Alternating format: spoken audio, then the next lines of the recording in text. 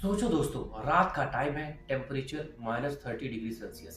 अंधेरा इतना गहरा कि हाथ को हाथ नजर ना आए और 9 एक्सपीरियंस हाइकर्स अपने टेंट के अंदर सो रहे हैं। फिर अचानक वो टेंट को अंदर से फाड़कर भागते हैं। No shoes, no jackets, no proper clothes. कुछ लोग सिर्फ हाफ नेकेड थे और सुबह उनकी लाशें मिलती हैं अलग अलग जगह पर।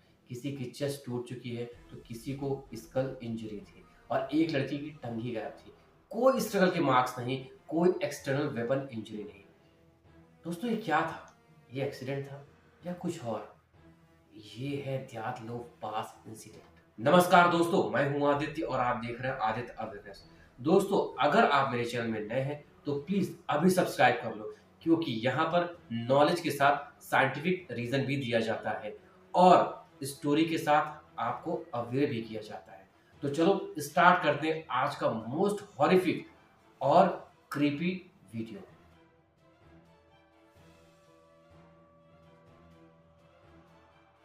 इगोर जातलोव एक एक्सपीरियंस ट्रैकिंग लीडर था। उनके साथ 9 और स्टूडेंट्स थे, सब ट्रेंड, इंटेलिजेंट और फिजिकली स्ट्रांग। उनका गोल था माउंट ओटोर्टन तक पहुंचना। ये जगह लोकल मानसी ट्राइब के हिसाब से काफी स्ट्रेंज थी।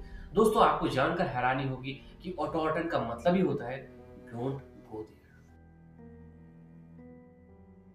ग्रुप के लोगों ने अपना टेंट एक स्लोप पर लगाया।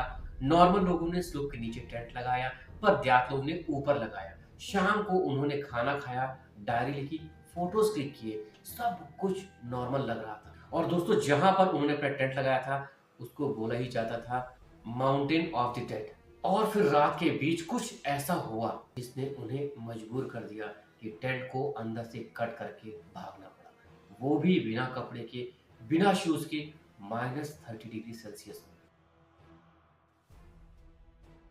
इस इंसिडेंट का सर्च ऑपरेशन 3 हफ्ते बाद स्टार्ट हुआ। सबसे पहले टेंट मिला। टेंट फटा हुआ था, बट अंदर से कट किया गया था।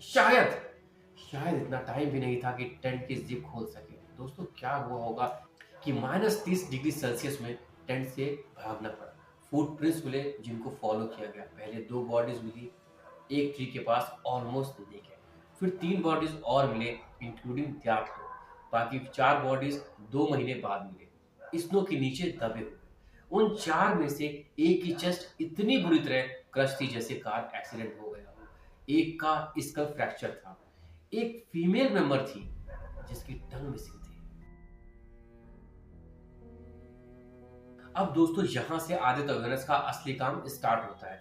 इमोशंस अलग, पर फैक्ट्स अलग।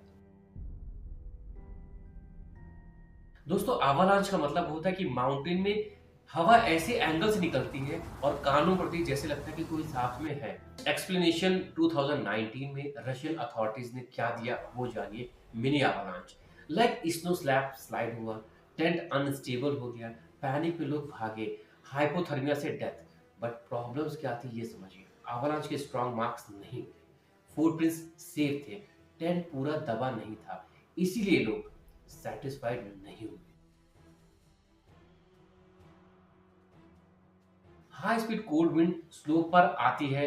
हो सकता है विंड प्रेशर से टेंट कोलैप्स होने का डर हुआ हो, तो उन लोगों ने टेंट को अंदर से कट किया और वहां से भाग गए। माउंटेन्स के शेप की वजह से हवा एक फ्रीक्वेंसी क्रिएट करती है दोस्तों, low frequency sound. Human ear directly नहीं सुनता, बट ब्रेन पर इफेक्ट आता है। Anxiety, irrational fear, panic attack. हो सकता है सबको एक साथ इंटेंस फियर फील हुआ हो। एक्सट्रीम कोल्ड में ब्रेन प्रॉपरली काम नहीं करता है दोस्तों, जिससे शिवरिंग हो सकती है, कंफ्यूजन हो सकता है, पैराडॉक्सिकल अनड्रेसिंग हो सकता है जिसमें लोग कपड़े उतार देते हैं। ये एक्सप्लेन करता है कि कुछ लोग ऑलमोस्ट नेकेड मिले। जो सीवियर चेस्ट फ्रैक्चर मिला, साइंटिस्ट का कहना है कि स्नो प्रेशर से हो सकता है, जैसे अगर इंसान स्नो के नीचे दब जाए और वेट बढ़ जाए। लेकिन दोस्तों, यहाँ पर समझने वाली बात यह है कि अगर ऐसा होता तो जो भी लोग स्नो के नीचे दबे हुए मिले उनका कोई ना कोई पार्ट तो क्रश होना चाहिए था ना। लेकिन सिर्फ एक का हुआ, तो ये भी प्रूव नहीं करता। और एक की टंग मिसिंग थी। सॉफ्ट टिश्यू सबसे पहले डिसअपियर होते हैं, ऐसा मानना है। लेकिन दोस्तों, अगर ऐसा होता तो सबकी टंग कटी हुई मिलती, राइट? ये भी प्रूफ नहीं करता। सबसे डेंजरस चीज थी environment, isolation, darkness, freezing wind, no help. दोस्तों, ह्यूमन माइंड जब सर्वाइवल मोड में चला जाता है तो वो लॉजिकल डिसीजन नहीं ले पाता। ग्रुप पैनिक भी हो सकता है, लाइक एक बंदा पैनिक करे और बाकी फॉलो करे, और एक रॉन्ग डिसीजन चेन रिएक्शन बन जाता है, और ये भी प्रूव नहीं होता। अब जानते हैं मिथ वर्सेस रियलिटी। मिथ ये है कि इसमें एलियंस इन्वॉल्व थे, पर रियलिटी ये है कि कोई एविडेंस नहीं मिला जिससे प्रूव हो सके कि एलियंस थे। Myth number 2, secret Soviet weapons test किए गए, लेकिन रियलिटी ये है कि इसका कोई सॉलिड प्रूफ नहीं मिला। मिथ नंबर 3, शायद वहां कोई येती होगा, उसने अटैक किया होगा, पर रियलिटी ये है दोस्तों, कोई भी अटैक के मार्क्स नहीं मिले। मिथ नंबर 4, रेडिएशन की वजह से हुआ होगा, पर रियलिटी ये है कि कुछ कपड़ों में रेडिएशन मिले, बट वो मेंबर्स न्यूक्लियर फैसिलिटी में काम कर चुके थे। दोस्तों, 9 यंग लोग, उनके कुछ ड्रीम्स थे, फ्यूचर था, उनके पेरेंट्स उनका वेट कर रहे थे, लेकिन वापस आई केवल उनकी डेथ। सच क्या था शायद प्योर 100% कभी पता ही ना चला।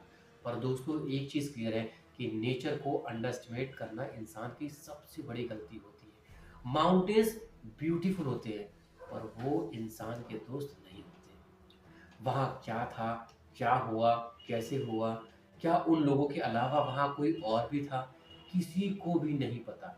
पर हाँ, एक बात है कि कुछ तो है वहां पर, शायद तभी उसका नाम, मतलब उस माउंटेन का नाम था ऑटरटन माउंटेन, मतलब डोंट गो देयर। दोस्तों, इस स्टोरी को सुनने के बाद, इस इंसिडेंट को सुनने के बाद आपको क्या लगता है वो कमेंट करके जरूर बताओ, और लाइक करो अगर वीडियो अच्छी लगी हो। और अगर आप ऐसे डार्क हिस्टोरिकल इंसिडेंट्स का सच जानना चाहते हैं तो सब्सक्राइब करो आदित्य अवेयरनेस को, क्योंकि यहाँ पर हम सिर्फ स्टोरी नहीं, सच और साइंस दोनों दिखाते हैं।